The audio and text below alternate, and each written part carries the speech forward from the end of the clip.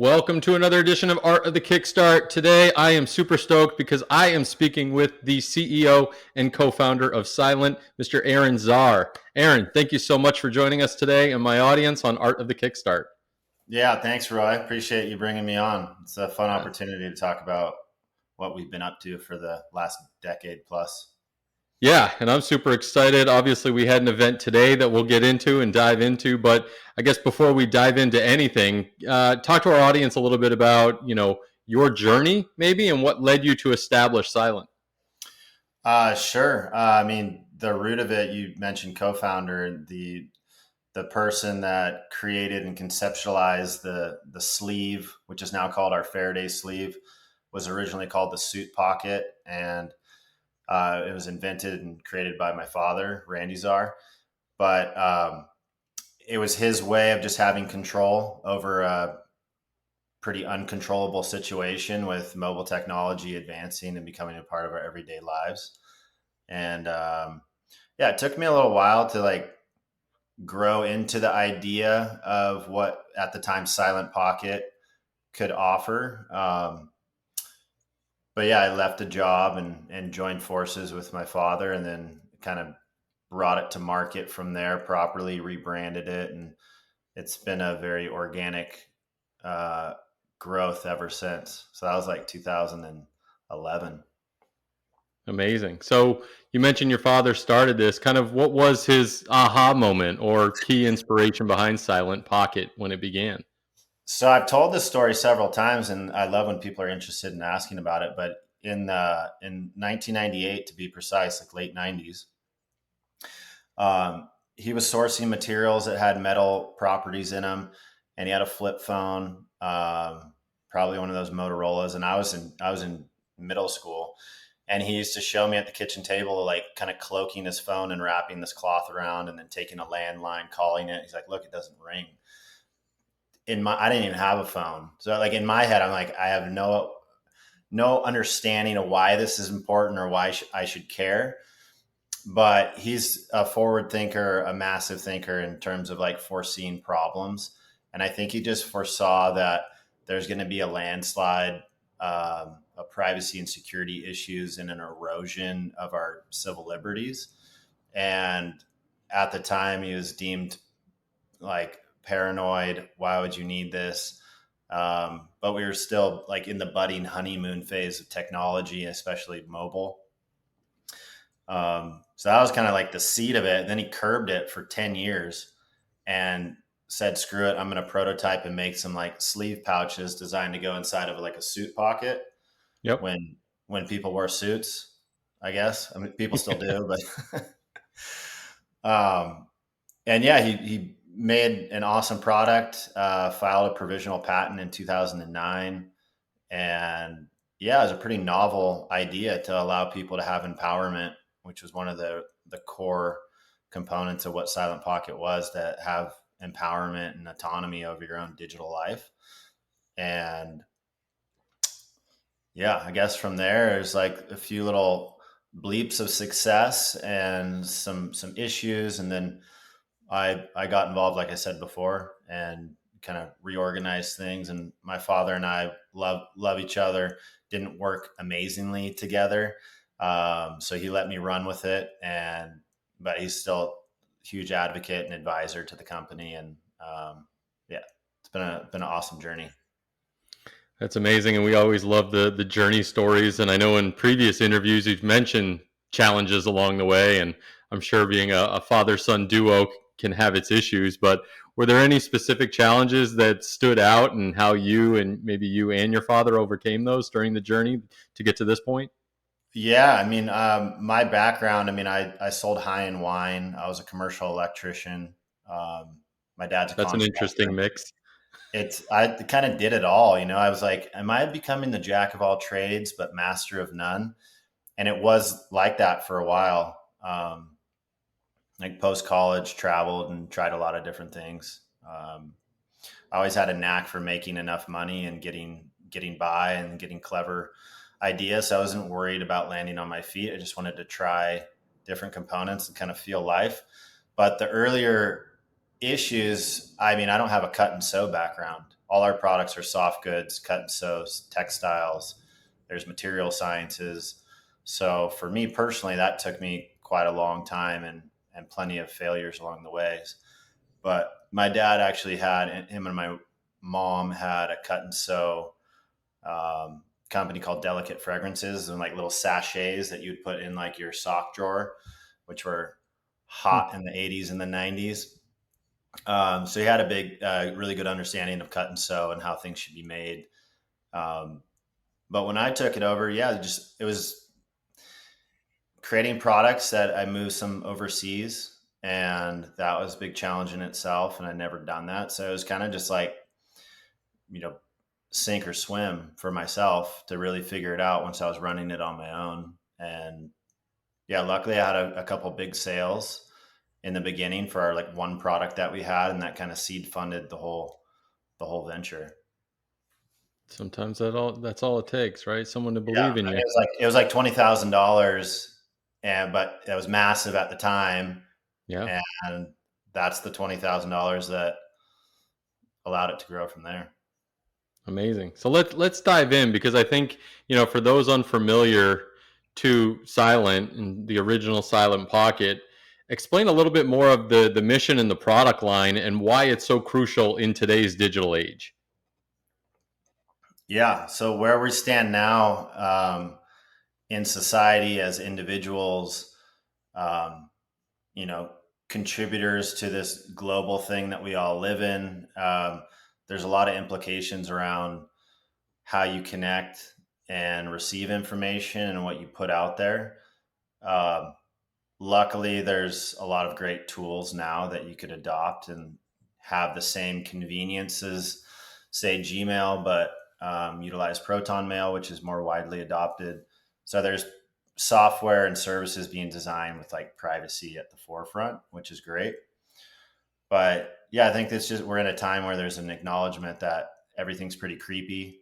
The world is quite vulnerable, and big highlights that we've seen with mobile technology being used in cyber warfare is, the war in Ukraine and Russia, where it's devices that are really getting people killed, and it's the leaking of information that make things compromised, and that could be attributed to everyday people or executives or professionals or journalists, anyone that has something that's worth hiding and worth keeping. um, you know like don't give the farm away.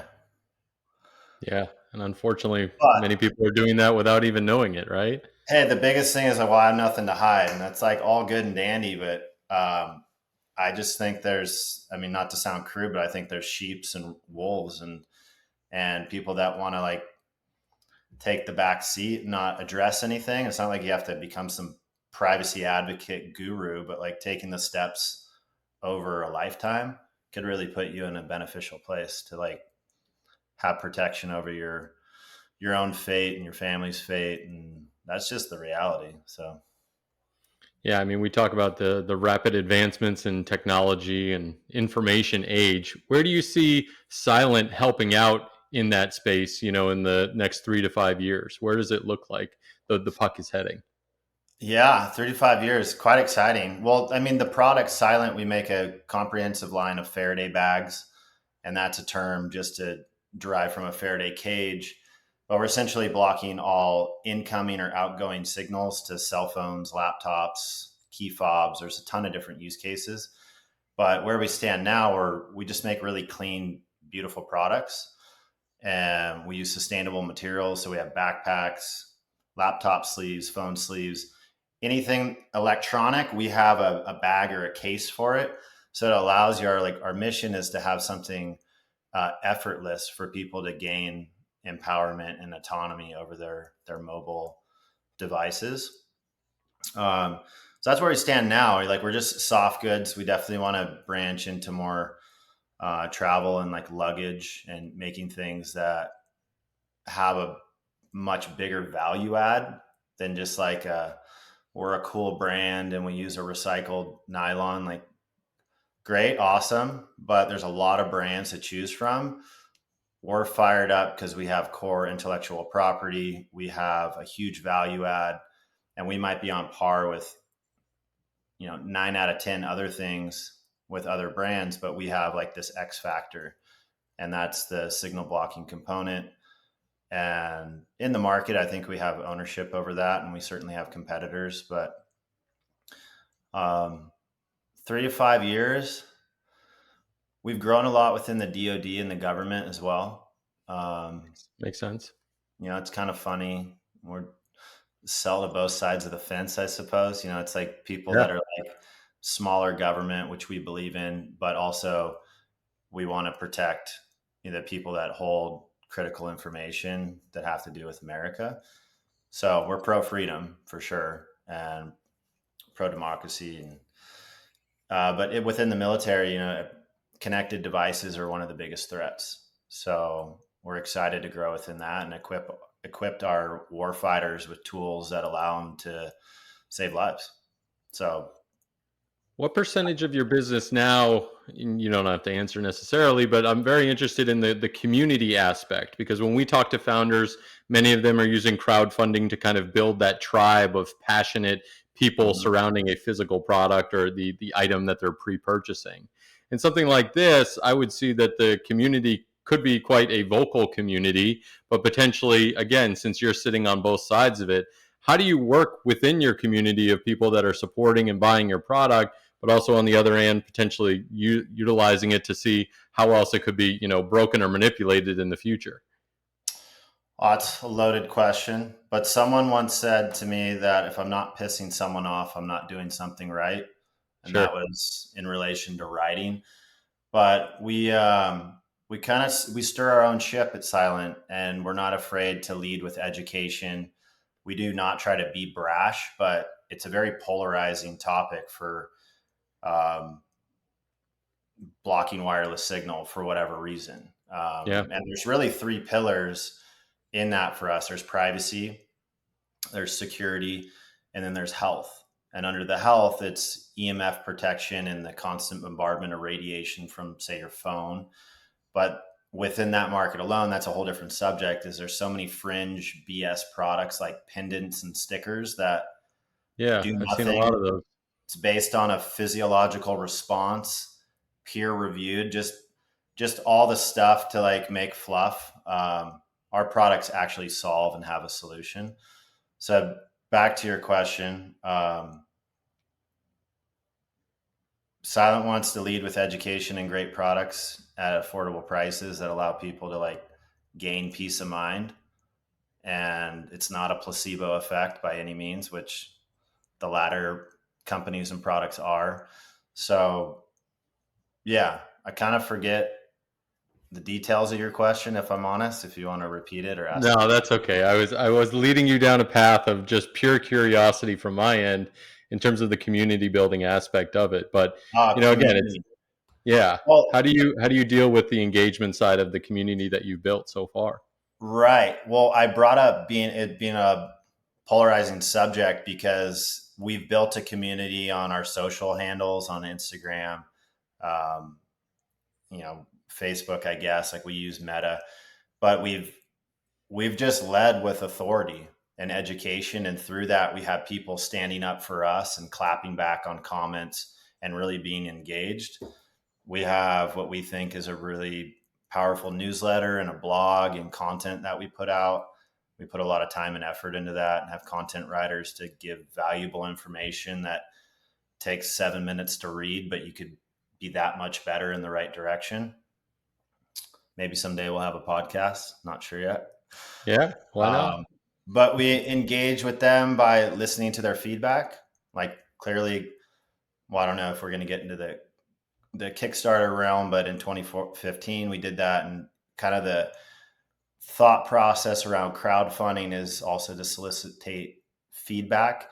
So we have a very awesome feedback loop with our customers, and we really encourage it, and we try to pry out as much information as we can because there's so many different use cases and ways to use our products. We really want to make all the features match and get to that mission of like making it effortless but gaining so much. So I guess community, putting out good information, not afraid to be ourselves and piss people off, and really focus on who we're speaking to. So it's a pretty fun journey. Yeah, it sounds it. What led you down the path to utilizing or thinking about using crowdfunding Kickstarter as a way to, kind of litmus test or get the product out there or find your first tribe, your customers that are willing to pre-purchase the product before they had a chance to use it? Well, I think I'm under NDA that I'm not supposed to speak about it, so I'll beat around. I mean, this is in 2014, but I was on one of those Okay. shows where you pitch all the people, and then they Yeah, give I you think they money. bite, right? Yeah, they have sharp teeth. It unfortunately didn't air, but I had a hell of a time and got an order, got compliments, and like I thought it was good TV. But that was in 2014. So after that, I kind of went back to the drawing board. I'm like, am I really doing this? Like I think my revenue at the time was like 70K a year.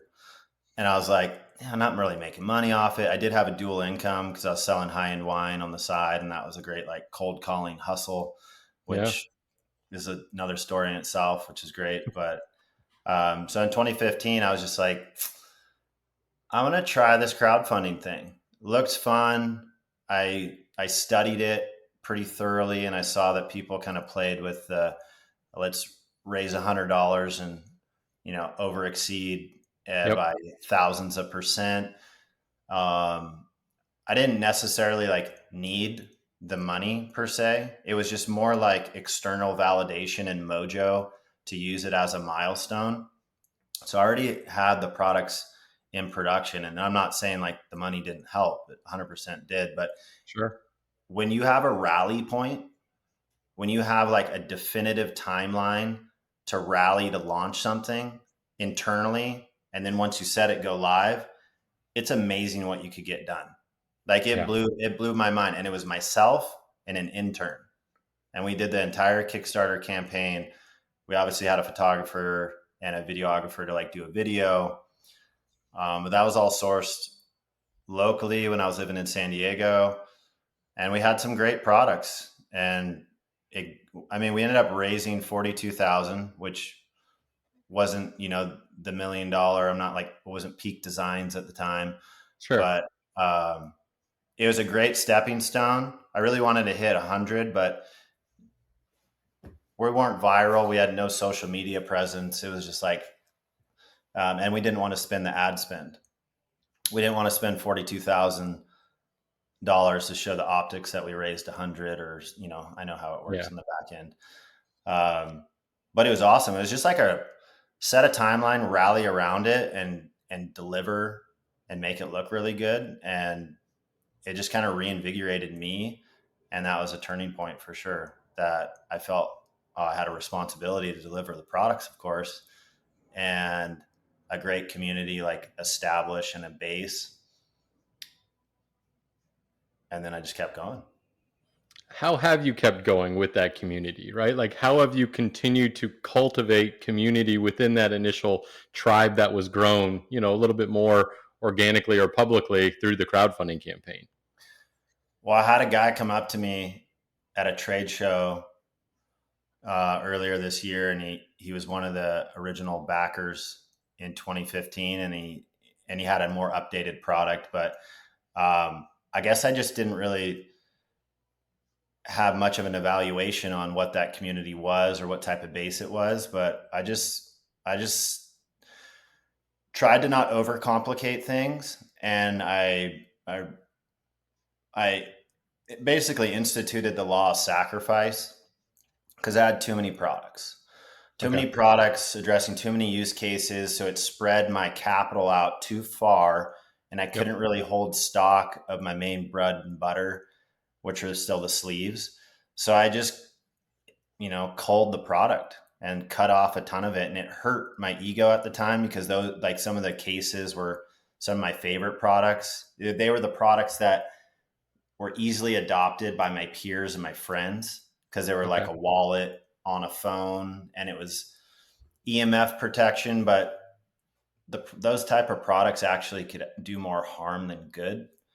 So I decided to just slap them out of the way and really focus on our sleeves and our core products. And that's when it was just started seeing better revenue, better attention, less menu options on the website. I switched to Shopify, so many more tools and access to like, analytics and data and business integrations that just made my life easier as a solo entrepreneur. Yeah. How have you gone about integrating maybe some of your community into future products? You mentioned maybe getting into the travel side of things. Like, are you engaging with that community still in terms of, hey, what else could I make for you to make your life better? Probably not enough. We don't like to think like we're Apple or something and creating a product for people that they don't even know what they want. Like, I think people Yeah. know what they want in this space. Um, but we have done some surveys and newsletters to like garnish feedback. It's kind of hard to pry out information, and we have a very privacy security focused group. So we have a lot of like one-time use emails and burner numbers and hey, bring your aliases. Like, we're down, but Yeah. we've gained a lot of traction on Instagram in particular and Twitter. So we're going to start implementing more feedback loops. But behind the scenes, like some of our B2B customers and military customers have spawned product creation. And that's always nice when we have a designated customer in mind that's going to basically fund it.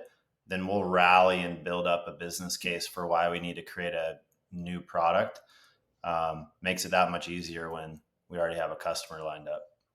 Absolutely. That's a really interesting case where likely most of your community is using, burner email addresses, phone numbers, whatever, Yeah. because they want other people to respect their privacy and certainly your company as well. So it's probably a very different marketing challenge than most e-commerce Shopify businesses have. Yeah, it is. And we have, as a business, we have to use the marketing tools. But we don't share excess data. There's a lot of creepy things that you could legally do, just like hard pipe all the data to every major tech company. Yeah. So it's a challenge, but we strike a balance, and we're pretty proud of that. And um, I guess Shopify in itself isn't the best platform for privacy and security, but we're a scalable business. So if we could landslide and help more people, then that's our goal. Amazing. So I know right before we started this podcast, there was the national alert system went out to every mobile phone, I think, in America, which was really unique. But with the increased awareness around digital privacy, where do you see the industry heading in the next few years? And in 2015 as well, we created a catalog that was like a tip of an iceberg, and it was like RFID, and then it went into like Faraday and like more signal blocking. I think we're just at the tip of the iceberg right now in terms of like the magnitude of what this industry holds, because everything that we operate in our life is going to be connected. It's going to be smart everything. And I think that's overuse of technology. And unfortunately, convenience outweighs privacy and security for the masses. Yeah. Um, but yeah, I think it's going to be a fun, ripping ride, because our products could serve so many use cases and allow people to have more control over when and how they connect. And I think there's a big wake up happening in this country. I mean, it's sad and divided, but there's issues and problems all around the world. And what happened to the time when people could have like real ownership over their fate and destiny? And I think mobile devices in our digital life are going to be the Achilles heel of like having freedoms. So yeah, we feel responsible for kind of leading that charge as well, and offering tools to people to make their life better. Amazing. Well, I can't wait to see what is next in terms of the products that you guys roll I out. mean, I'm But looking at a backpack down here. yeah, Um, those are always fun. Everybody needs that stuff. Protect your laptop, put everything in one bag, right?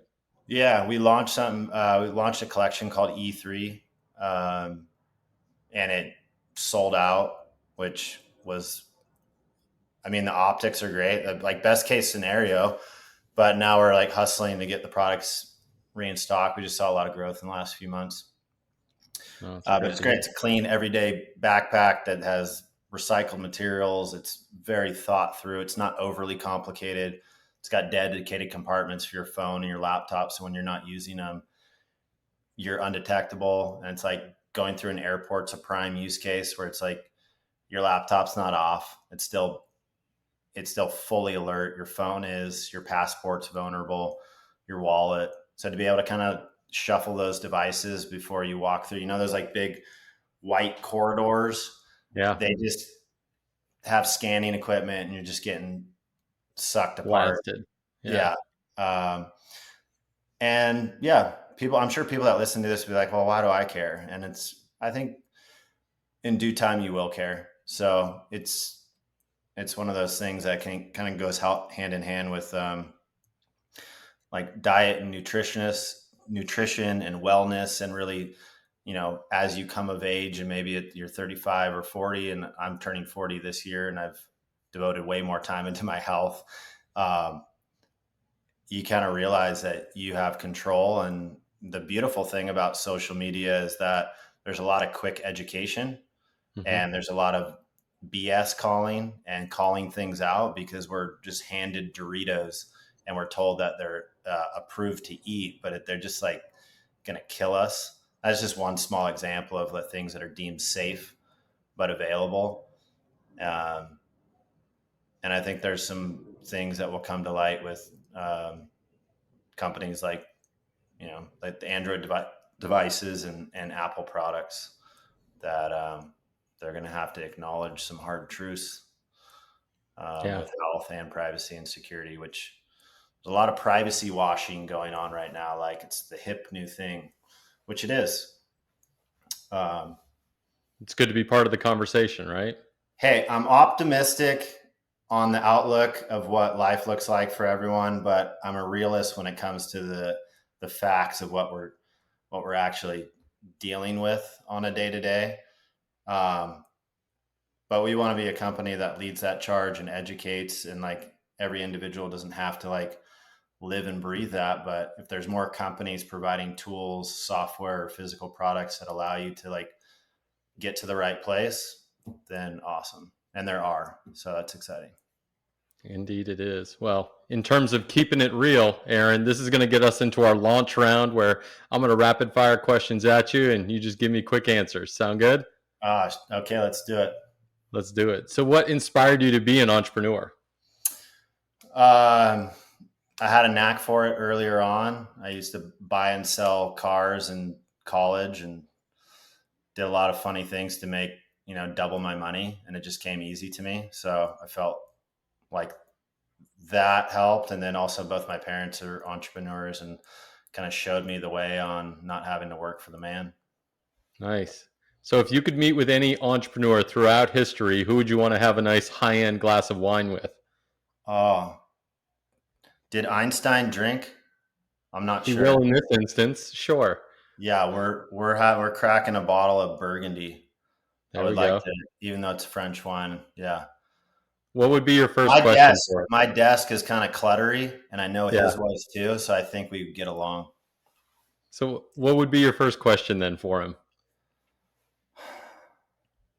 Well, I'd probably tell him what he thinks about the wine. After you explained it to him and where it came from and all the notes that he should be tasting on his palate? Yeah, I was the wine guy for a long time. It was a pretty fun Yeah, gig. I bet. I bet. Yeah. Um, any book you would recommend to entrepreneur just getting started? I mean, Zero to One's a pretty popular one by Peter Thiel. I Yep. like it. It's easy read. It kind of acknowledges like you want to really get it off the ground, then wake up. Um, but if I could add a little fun, you know what? Malcolm Gladwell is probably one of my favorite authors too. And the tipping point Yep. was a really interesting, like I read it so early on that I was like, wow, I want to be hush puppies. Like how do you become like, when do they come cool? And then just for fun, I'm reading a book called Deep right now. And it's awesome. It's just about like humans and free water diving. And it doesn't have to be like you're into the sport at all. It just acknowledges Yeah. so much about who we are. So try to balance, the self-help with startup books with a little bit of, documentary style reading. Nice. Well, let's keep on the self-help side. What advice would you give to a new inventor or entrepreneur who's looking to launch their new product? Mm. Don't quit your day job just at first, because I Sure. actually did that and it helped, but I definitely could have had more money for a while, which would have been nice. Um, get it online and solicit feedback. Talk to everyone that you can, and don't be afraid of getting no's. But don't let anything stick to you either. I think you just got to take quantitative and qualitative data for what it is and just process that, because I had countless people tell me that I was putting effort in the wrong area. And I mean, I'm not laughing now, but like we're doing really well. And if I would have got off this train, that I would have been doing myself and the world a disservice, I think. Absolutely. So, sticking with this thought, then, what do you think are the top three skills that every entrepreneur needs to be successful? Mm. Well, I'd say communication, which would be writing and very trying to be really clear and articulate in what you want to say. Um, cold calling. I mean, if you haven't cold called and asked for a sale and been diligent to take no's and hang in there, then you're going to fold easily. Yep. So for 5 years, I cold called, and it was like being a jerky boy. And Yeah. I cried and struggled for 6 months. And after that, I just shined and I had so much fun with it. So that really helped me cut my teeth in asking for the sale and the order, and just not giving a shit of like who I was talking with, powerful or small or whatever. Not treating anyone less than, but just really respecting yourself. Yep. So I guess communication was three. Sure. Uh, I go in and out of routine if I'm honest, but I think waking up and allowing yourself to have time and do a healthy routine, whether it's working out or walking or doing something not with your device, Hmm. for at least an hour or two every morning. Because as soon as you jump into work or life, and I have a kid now too, and it's different, but like you're just hijacked. Like all Yep. your sexy brain energy that you had going on is just like Shoot. gone, and you've just handed it over to other people. Yeah. So maybe I'll chalk that up as routine. And then I mean, my unofficial title is director of disconnection, which I coined myself. And I think really disconnecting from electronics and creating space for your own thoughts and having that solitude is really important to like have collection, because we're not designed to process all in the entire world's news and data and information. And we have, I say we, and these are generalizations, but people have um, an obligation to reply immediately to people. And I have friends that reply to me instantaneously as if they were holding their fingers via text. And I'm like, wow, that's really nice. Thanks for the answer. But I'd rather have people take 2 days. And I would love people to change, as long as you're not holding up a process or business. Right. Um, I think really disconnecting and not being like consumed by our devices is a really good one, and a really, really hard one. Yeah. I think everybody, especially entrepreneurial, struggles with that for sure. Yeah. All right, Aaron, you've made it to the end. Last question. Oh What does boy. the future of crowdfunding look like? I've been out of the game for a little bit, I but know, but I still want to hear your take on it. I think that it could be, if done right, with a proper amount of ad spend and creative, and your company isn't predicated on its success based off the Kickstarter or crowdfunding, then it's a great marketing tool. And it's a channel that could give you a base or a leg up. Um, It's like an instantaneous feedback loop. And if you fail, do it again. I've seen several companies, I was like, that's insane. Raised basically nothing and then came back a year later and did like 5 million. Yeah, So, yeah, I think resilience is just a great thing to have. But I think crowdfunding is great. And I think it'll be here for a long, long time. I hope so too, Aaron. Well, listen, this has been amazing. I really hope you can, for our listeners who've been inspired by your story and what you're building with Silent, give them some idea of where they can connect with you, with the brand, and maybe talk about what we're going to do for a giveaway. Yeah, yeah, absolutely. Well, all things silent, it's spelled SLNT. And if you go to slnt.com, then you can see, sign up for email, you get discounts, exclusives, see all our products. Biasly, they're amazing. Or at go SLNT on all socials. Instagram's probably where we're the most colorful and show like all our pictures and videos, and we have some pretty hilarious reels as well. Like I do this man in the street give you money to see if your phone works. Pretty funny. But we're doing a 15% off all products with the code Inventus at checkout. So there'll be a link somewhere, but you could click that. 15 off is great. We don't do sales. We do gifts with purchase sometimes, but the only discount we give off is 10%. So we're going to run this for a while and you could get 15% off. So stock up. Awesome. Aaron, thanks so much for being on the show. Audience, thanks for tuning in. Make sure to visit the website, artofthekickstart.com, for the notes, the transcript, links to everything Aaron talked about today. And of course, big shout out to our crowdfunding podcast sponsor over at Product Hype, the top newsletter for new products that just launched. Aaron, thank you so much for joining us today on Art of the Kickstart. I really appreciated it.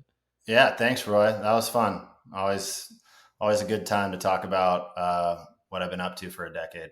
So appreciate it. Absolutely. Thanks for giving me a Thank you. voice.